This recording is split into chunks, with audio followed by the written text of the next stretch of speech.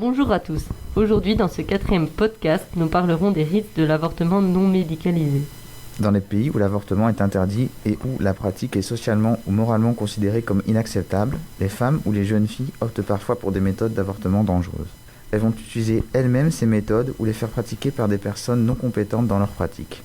On parle alors d'avortement à risque. Cet avortement se traduit de différentes manières de pratiquer. L'insertion d'objets tranchants dans le vagin, au-delà du col de l'utérus et dans l'utérus. L'ingestion de substances toxiques comme de l'eau de javel, l'insertion dans le vagin de préparations à base de plantes, l'automutilation par des coups dans la région abdominale ou encore une chute délibérée. Par ailleurs, de nombreuses femmes achètent aussi des médicaments qu'elles prennent ensuite de façon incorrecte ou insuffisante, constituant également un avortement dangereux.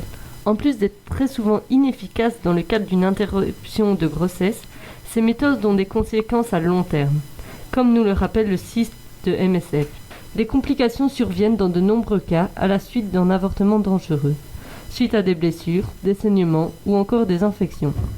Afin de protéger la vie de ces jeunes filles et femmes, il faut vider le plus rapidement possible l'utérus de celle-ci. Dans certains cas, l'hystérectomie, qui consiste en l'ablation de l'utérus, est le seul remède. L'opération provoquant une stérilité chez la femme concernée. Il existe encore d'autres conséquences permanentes, telles que la perforation de l'intestin, une anémie prolongée, des douleurs durables lors des rapports sexuels, et j'en passe. Il me semble qu'à l'écoute de ces horreurs que les femmes ayant recours à un avortement non médicalisé subissent, tout comme nous, vous pensez que le droit à un avortement médicalisé est primordial.